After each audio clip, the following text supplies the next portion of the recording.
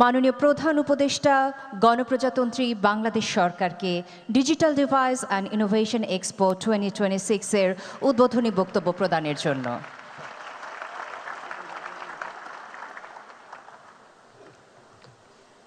আসসালামু আলাইকুম। প্রথমে মাপ চেয়ে নিচ্ছি, জনাব প্রধান উপদেষ্টা মহোদয় আসতে পারেননি, কর্মে ব্যস্ত আছেন। সেজন্য তিনি 332 নম্বর এআইকে আজকে পাঠিয়ে দিয়েছেন, আপনাদের সামনে হাজির।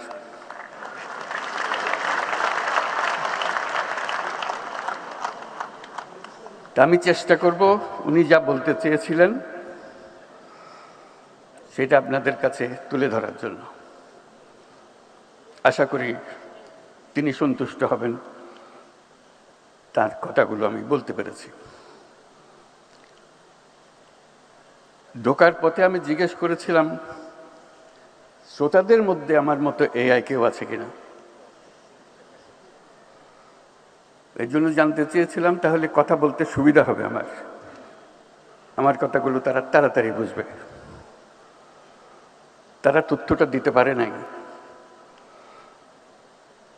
তারা বোধহয় সজাগ ছিল না যে এখানে শ্রোতাদের মধ্যেও এআই থাকতে পারেন, কারণ যাদের তারা প্রতিনিধিত্ব করছেন তারা নানা কারণে আসার সুযোগ পান নাই।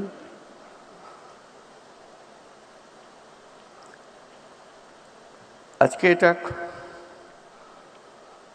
গুরুত্বপূর্ণ সমাবেশ, তাতে কোনো সন্দেহ নাই। দেশের ভবিষ্যৎ নির্ভর করবে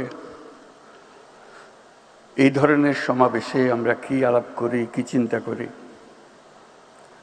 ভবিষ্যতের জন্য কি স্বপ্ন দেখি।